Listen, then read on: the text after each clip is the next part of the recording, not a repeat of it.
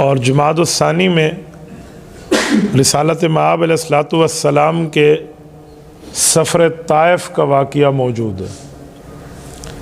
ये सिर्फ़ सफ़र नहीं है जिसको हम दूसरे लफ्ज़ों में कहें कि एक इलाके से दूसरे इलाके का विज़िट है, बल्कि ये अपने अंदर एक दावत का बहुत बड़ा प्रोग्राम रखता है।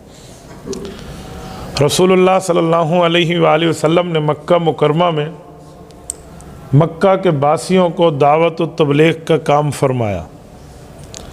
जब मक्का के लोग ईमान लाने से बाज रहे बल्कि मुखालफत पे आ गए तो रिसालत मआब अलैहिस्सलातु वस्सलाम ने अपने दायरा कार को मज़ीद बढ़ाया। क्यों? हुज़ूर पाक सल्लल्लाहु अलैहि वसल्लम किसी एक इलाके के नबी नहीं हैं बल्कि तमाम कायनात के नबी हैं। मक्का मुअज़्ज़मा में रिसालत मआब अलैहिस्सलाम ने सफ़र किया है, तकरीबन ये 130-140 किलोमीटर मौजूदा बनता है, जिसे ताइफ कहते हैं। मक्का मुकरमा का इलाका जितना मौसमी लिहाज से गर्म है, ताइफ और इसका मुज़ाफ़ात मौसमी लिहाज से उतना ही सर्द है। और ये एक ख़ूबसूरत सैरगाह है। मौजूदा दौर में अगर किसी ने ताइफ का विज़िट किया हो और ताइफ की वादी हदा, वादी शिफा का विज़िट करके देखा हो तो वो हमारे मुल्क पाकिस्तान के मरी, मालम जब्बा, सवात से कम नहीं समझेगा। वो बहुत आला दर्जे की चीज़ें हैं और टेम्परेचर आप वहाँ पर जाकर अंदाज़ा लगाएं तो कहाँ से कहाँ पहुँच जाता है, हैरानगी का आलम है, यकीन मानिए। और ताइफ का जोग्राफियाई लिहाज से भी एक बहुत बड़ा मकाम है कि ये दो पहाड़ों के दरमियान एक ख़ूबसूरत सी वादी है। ये तो ज़मीनी हक़ाइक़ है, लेकिन उस ज़माने में भी इसकी खूबसूरती अपनी आबोताब पर थी। 1400 साल पहले यहाँ मामलात अपनी तरतीब पर ऐसे ही थे। 3 सरदारों की यहाँ हुकूमत थी और तीनों भाई थे और तीनों ऐसे लोग थे कि जिनके पास किसी किस्म की कोई अखलाकियात की चीज़ नहीं थी। हालांकि शोहरत ये थी कि बड़े अच्छे हैं, मेहमान को इज़्ज़त देते हैं, इकराम करते हैं, शोहरत ये थी। यानी बाहर से चूना और अंदर से मट्टी थी।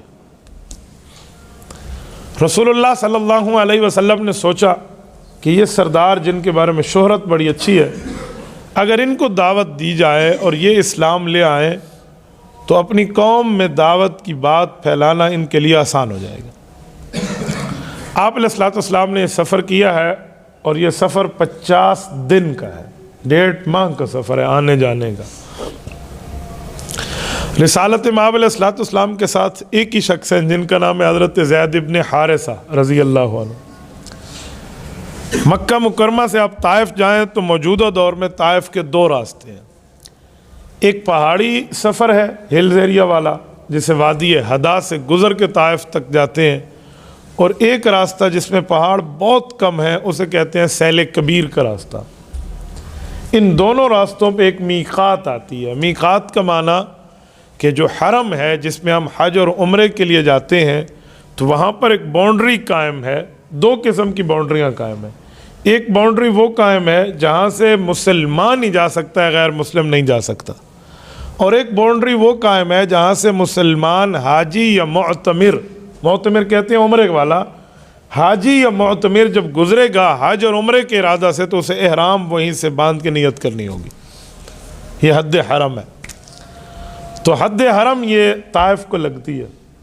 ये मुत्तहिदा अरब अमारात और ये दुबई और ये कतर और कुवैत और इराक़ और ये जो मुल्क हैं, यहाँ से आने वालों का मीक़ात जो है ये ताइफ है। इसे ज़ात क़र्न कहते हैं। हमारे इमाम आज़म अबू हनीफ़ा रहमहुल्लाह जो सहाबा किराम के मायनाज़ शागिर्द हैं, सैयदुल फ़ुक़हा वल मुहद्दिसीन हैं, उनके बारे में किताबों में लिखा है। ख़ुसूसन इमाम शामी रहमहुल्लाह ने शामिया के मुक़दमे में तहरीर फरमाया है कि इमाम साहब ने 55 हज के सफ़र किए हैं। इमाम साहब की कुल उम्र 70 साल है। 15 साल नाबालगी के हैं। 16वें साल उम्र शुरू थी कि वालिद पहले हज पे ले गया और फिर वफ़ात तक हर साल हज किया है। इमाम साहब रहमतुल्लाह के 55 हज हैं। यानी इसका मतलब कि हाजी बकरा ईद के दिन वहाँ पर मिना में होता है रमी करते हुए, उस पर बकरा ईद वाजिब नहीं होती। तो इमाम साहब रहमहुल्लाह पर ये जो इतराज़ है कि इन्होंने बालिग होने के बाद ईद उल अज़हा की नमाज़ नहीं पढ़ी, उसकी वजह ये नहीं है कि वो ईद उल अज़हा के मुनकर हैं, उसकी वजह उनकी हज की सआदतमंदी है कि हाजी पर ईद उल अज़हा की नमाज लाजिम नहीं होती। ये इमाम साहब की मजम्मत नहीं है, इमाम साहब की मिदहत और तारीफ़ का काम है। इमाम साहब 55 मरतबा इस जगह पर हज का एहराम बांधे हैं। तो ये दो रास्ते हैं, मैंने दोनों रास्तों से अल्हम्दुलिल्लाह सफ़र किया है ताइफ का, और कई बार किया। एक मरतबा तो मैं हदा के रास्ते से जब पहुंच गया तो मुझे पता चला कि आप अलैहिस्सलाम इस रास्ते से नहीं आए थे। मैंने दूसरे दिन फिर उम्रे का सफ़र किया और फिर सैर कबील के रास्ते से आए कि जिस रास्ते से अल्लाह के रसूल सल्लल्लाहु अलैहि वसल्लम गए थे। रिसालत इमाम अलैहिस्सलाम जब यहाँ गए हैं, तीनों सरदारों से बारी बारी अल्लाह के रसूल की मुलाकात है। पहले ने तो नबूवत का इनकार ही कर दिया, और दूसरे ने कहा अल्लाह ने इस गरीब बंदे को नबी बनाना था, दौलत वाले को नहीं बनाना जिसके पास पैसे ही ना हो। यानी इस तरह के उस बेईमान ने इल्ज़ामात दिए और उसने इनकार कर दिया, कहा जी मैं आपसे बात नहीं करता, जाओ। इस जैसे बंदे को नबी देना था, नऊज़ुबिल्लाह। और तीसरे सरदार ने इधर उधर की कोई बात तो नहीं की, लेकिन उसने इतना कहा कि अगर आप सच्चे हैं तो आपसे टकराना मेरे लिए हलाकत है, और अगर आप झूठे हो तो झूठे बंदे से बात ही नहीं कर सकता, लिहाजा मेरी किसी किस्म की हेल्प और मदद की आप उम्मीद मत रखिए। और वह भी हट गए। हुज़ूर पाक अलैहिस्सलातु वस्सलाम ने इन लोगों से इस बात के वाज़े हो जाने के बाद फिर अवाम में दावत दी, पब्लिकली। अल्लाह के रसूल सल्लल्लाहु अलैहि वसल्लम डोर टू डोर, दरवाज़ा से दरवाजे तक, एक एक बंदे के यहाँ चौक और चौराहों पे दावत देने के लिए चले हैं कि मुझे अल्लाह ने नबी बनाकर भेजा है, तुम्हारी दुनिया व आखरत की कामयाबी इस दीन को तस्लीम करने में है और दुनिया आखरत की नाकामी इस दीन को ठुकराने में। फिर आप अलैहिस्सलाम ने नबूवत के दलाइल देना शुरू किए। जब लोगों ने बात सुनना शुरू की ना, हो सकता था मान लें, हो सकता था रद्द करें, लेकिन मुतवज्जे हुए ना, तो ये ख़बर जासूसों ने जाके इन सरदारों के कान में डाल दी कि तुम तो नहीं माने और वो राय आमा हमवार कर रहा है। अगर राय आमा उसके साथ हो गई तो तुम्हारी सल्तनत गई। उन्होंने फिर यहाँ एक तरकीब ये इस्तेमाल की कि कुछ औबाश बच्चे इसके पीछे लगा दें जो पत्थर मारें और आवाज़ें कसें ताकि कोई इसकी बात सुन न सके, इसका मौक़िफ़ आगे तक जा ना पाए। और उन लोगों ने इतना जुल्म और तशद्दुद का एक कारनामा दोहराया है कि रहती दुनिया तक इन लोगों के मुंह पर एक कालक मल दी गई है, जो वही थे। बाद में उनकी नस्लें तो ईमान लाई, वो तो बहुत बड़ी बात है। और इन्होंने इतने पत्थर मारे, अब आप अंदाज़ा लगाए ना, कोई पत्थर लगे ना जिस्म पे तो जगह थोड़ी सी सुर्ख होती है, नीली होती है, थोड़ी सी सूज जाती है। खून ऐसे जल्दी नहीं निकलता, फिर खून निकलते हैं तो रिश्ता है। फिर रिश्ता कहाँ तक? रिवायात के मुताबिक रिसालत इमाम अलैहिस्सलाम के ये जो जूते मुबारक हैं ये खून से भर जाते हैं। तो खून ऐसे नहीं बह जाते, उसके लिए पूरी एक जुल्म की दास्तान मौजूद है। हज़रत ज़ैद इब्न हारिसा साथ हैं और जिहाद का हुक्म उस वक्त नहीं है, उस वक्त सब्र का हुक्म है, खामोशी का हुक्म है, कुर्बानी का हुक्म है, तो बिल्कुल खामोश है। आप अलैहिस्सलातु वस्सलाम को हज़रत ज़ैद इब्न हारिसा लेकर एक बाग़ में कदरे आराम के लिए लाए। वो बाग़ शैबा का था, एक रिवायत में रबिया का था। ये भी वहाँ का एक किस्म का कोई वडेरा था, लेकिन इसने वो जुल्म का मुजाहरा नहीं किया, अगरचे मुखालिफ था मजहबी लिहाज से, लेकिन जो उन सरदारों ने किया इसने वो ना किया। जब आप अलैहिस्सलाम ज़ख्मी हालत में इस बाग़ में आराम के लिए तशरीफ़ लाए हैं ना, मैंने अल्हम्दुलिल्लाह इस बाग़ की ज़ियारत की है और इसके अंदर मैंने नवाफिल पढ़े हैं रिसालत इमाम अलैहिस्सलाम को हदिया करने के लिए। ये बाग़ आज एक जदीद शक्ल में मौजूद है। इसके साथ एक मस्जिदुर रसूल व मस्जिद अली भी कायम है। हुज़ूर अकरम सल्लल्लाहु अलैहि वसल्लम के साथ ज़ैद इब्न हारिसा है और वो रसूलुल्लाह सल्लल्लाहु अलैहि वसल्लम की तीमारदारी कर रहे हैं। तो उस वडेरे ने, बाग़ के मालिक ने अपने ग़ुलाम को कहा कि यार कुछ भी हो ना, मुखालिफ क्यों ना हो, लेकिन मेहमान होते हैं जब दरवाज़े पे आ जाए। खोशा तोड़ा अंगूरों का ये इन्हें दे दो। और वो ग़ुलाम एक उस ज़माने के तश्त में लेकर आप अलैहिस्सलाम के सामने आए। रिसालत इमाम अलैहिस्सलाम ने उससे अंगूर तो लिए हैं, लेकिन आप अलैहिस्सलाम ने इस सख्ती के आलम में भी दावत दीन को नहीं छोड़ा।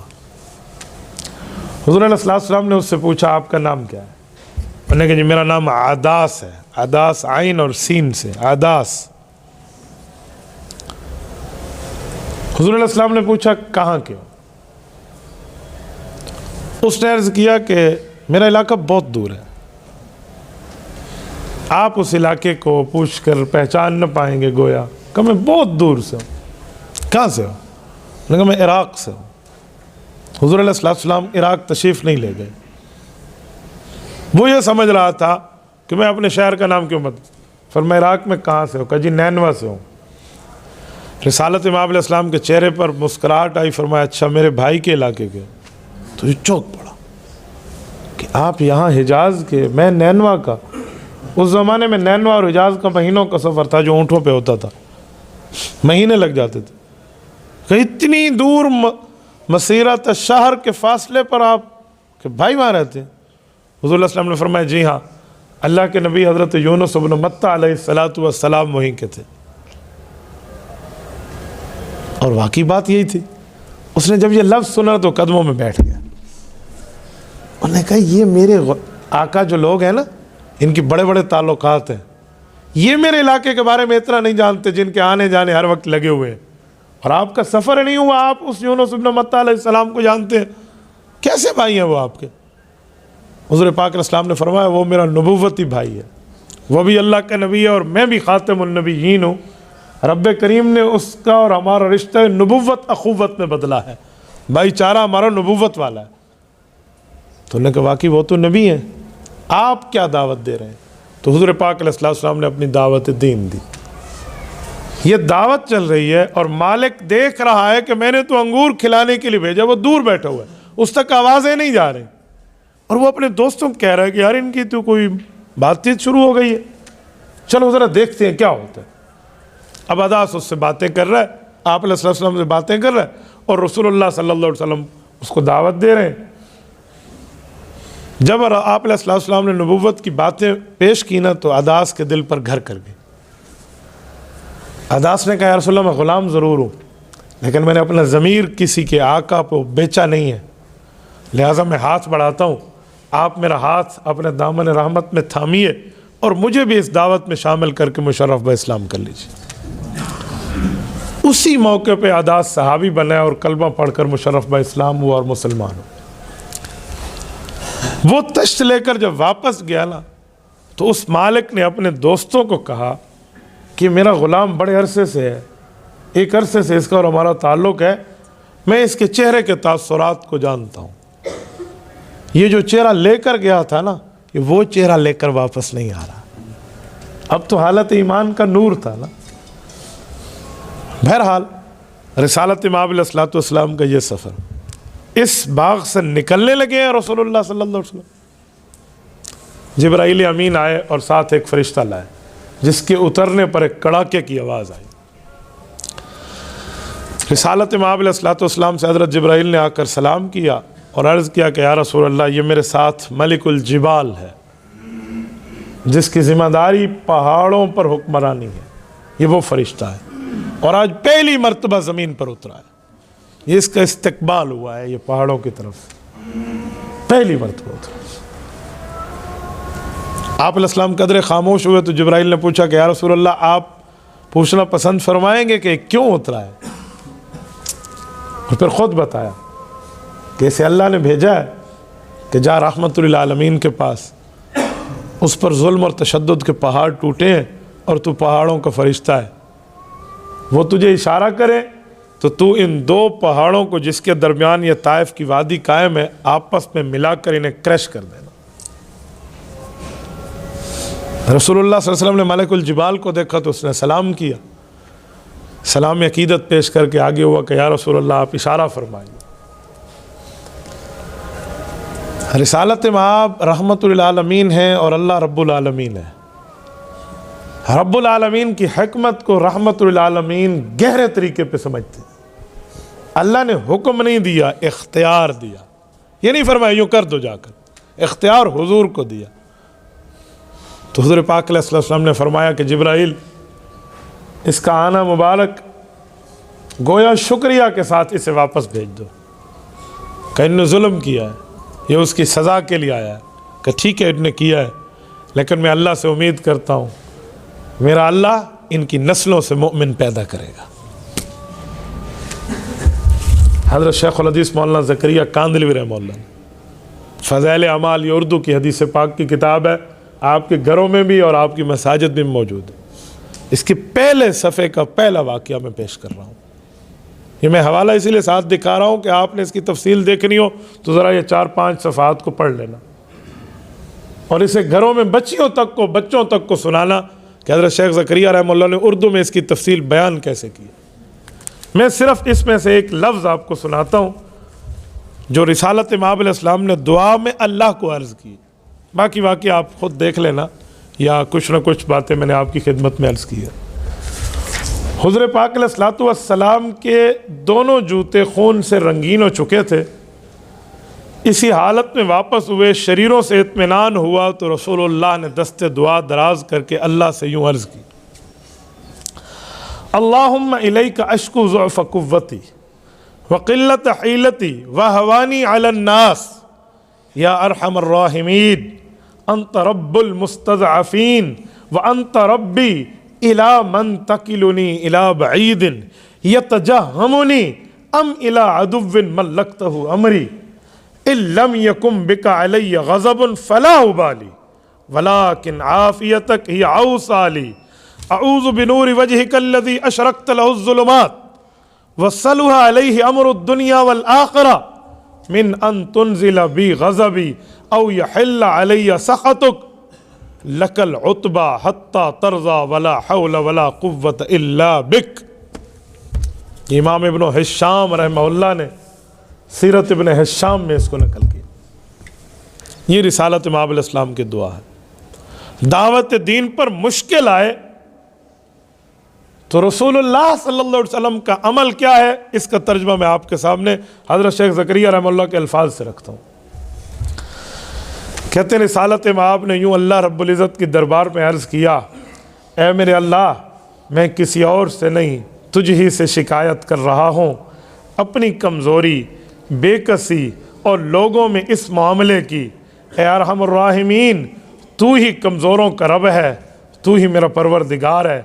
तू मुझे जिसके हवाले करे, क्या किसी बेगाने और किसी तेज़ तुर्श रूह वाले के जो मुँह चढ़ाए, या किसी दुश्मन के पास जिसको मेरे ऊपर काबू दे दे।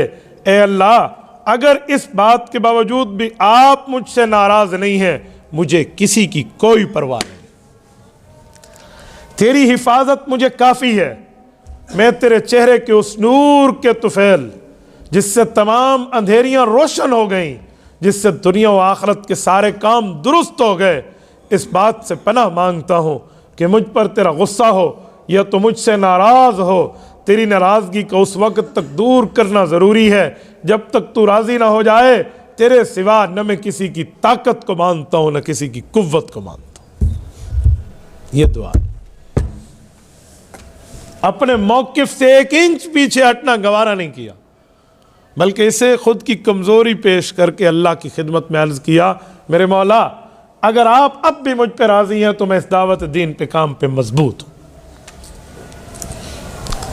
दावत दीन देने वाले दाई, आलिम, फाजिल, दीन के मुहाफ़िज़ को ये एक बहुत बड़ा लेसन और सबक है कि अगर दावत दीन के मसले में जिसको हक समझ के बयान करते हो, मुश्किल आए तो मुश्किल को खंदा पेशानी से सह जाओ, अल्लाह से मामला ठीक रखो। ये रिसालत इमाम अलैहिस्सलातु वस्सलाम का किरदार है। इसके बावजूद भी रिसालत इमाम ने इनके ख़िलाफ़ दुआ न की और इनकी नस्लों की हिदायत की दुआ की। आओ मैं इसका नतीजा पेश करता हूँ।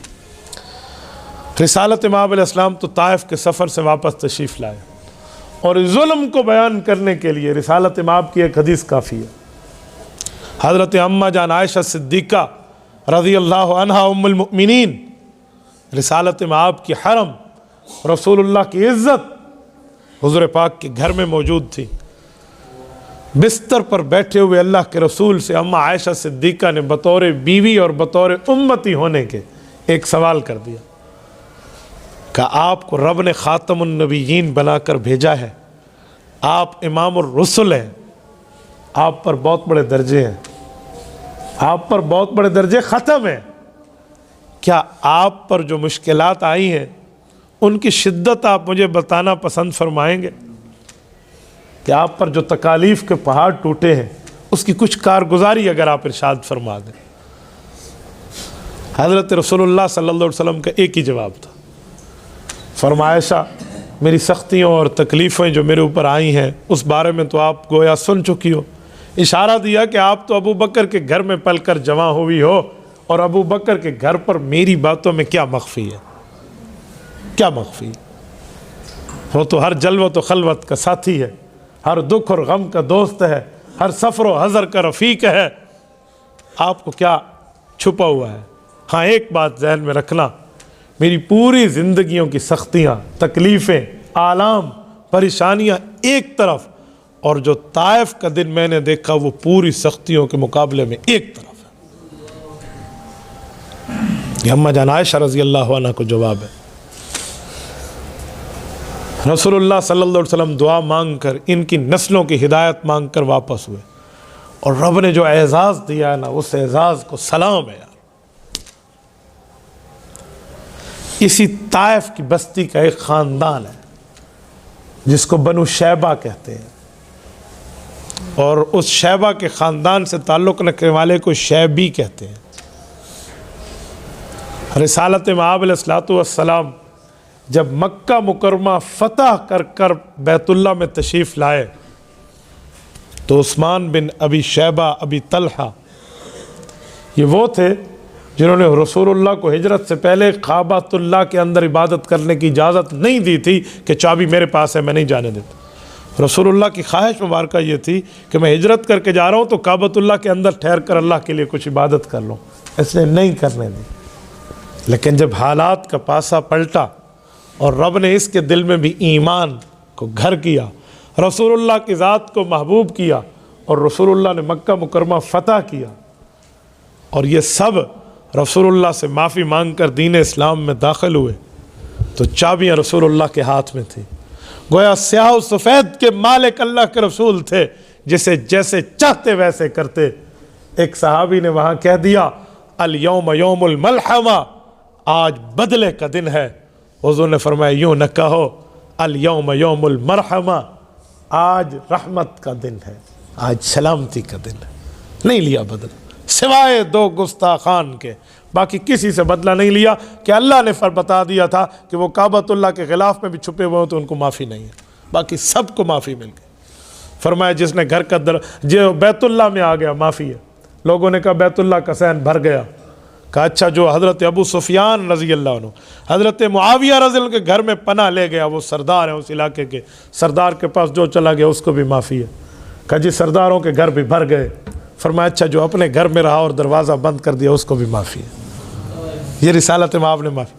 तो यही उस्मान ठहरे थे, और गोया इस तरह परेशान हाल थे कि आज मेरा कख नहीं बचेगा। रसूलुल्लाह सल्लल्लाहु अलैहि वसल्लम ने इन्हें देखा ना,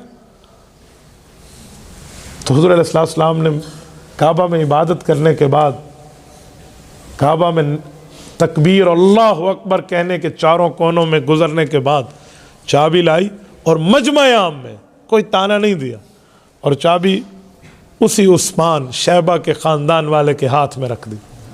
फरमाया उस्मान, मुझे मेरे अल्लाह ने बता दिया ये चाबी तुम्हारे पास रहेगी, काबा की खिदमत तुम्हारे पास रहेगी, और तेरे ख़ानदान के पास रहेगी, और ता क़यामत रहेगी। इस हदीस से उलमा ने मसला अख़ज़ किया है कि बाकी ख़ानदान अपनी जगह उम्मतियों के, लेकिन शैबी ख़ानदान क़यामत तक रहेगा।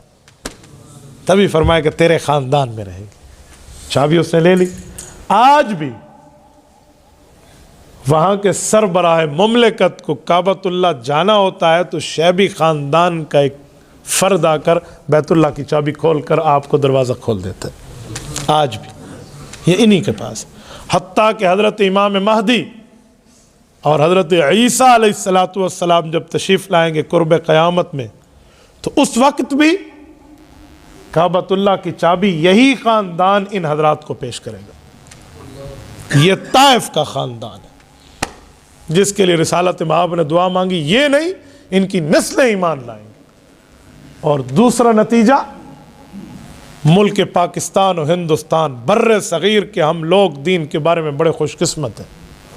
आप कहेंगे अपने मुंह तारीफ, जी हाँ, कुरान करीम कहते हैं व अम्मा बिनिअमति रब्बिका फहद्दिस, रब की नेमत हो तो उस नेमत को बग़ैर किसी रिया के बयान करना चाहिए। रिसालत मआब ने यह फरमाया ना कि ये नहीं इनकी नस्लें ईमान लाएंगी। मोहम्मद बिन कासिम जैसा जर्नैल इस्लाम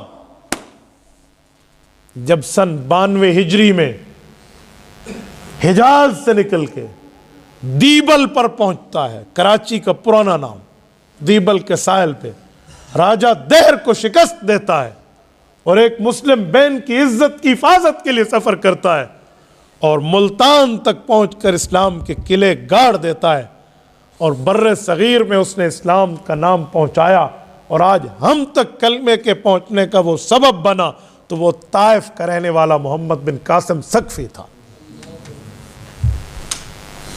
ये रिसालत मआब अलैहिस्सलाम ने जो दुआ मांगी है वहाँ पर कि ये नहीं तो इनकी नस्लों से ईमान लाए, जाहिर होगा उसके बाकी इशारात में एक इशारा हमारा मुल्क हिंद यानी मुत्तहिदा हिंदुस्तान, पाकिस्तान और ये सारा इलाका बर्रे सगीर उसमें शामिल है। कुर्बानी कभी रायगा नहीं होती, कुर्बानी रंग लाती है। रिसालत मआब अलैहिस्सलातु वस्सलाम का ये सफ़र अक़दस बहुत ज़्यादा असबाक पर मुश्तमिल है। काश के नज़र ऐसी होनी चाहिए जिससे मामला आपके और मेरे लिए वाज़े हो जाए।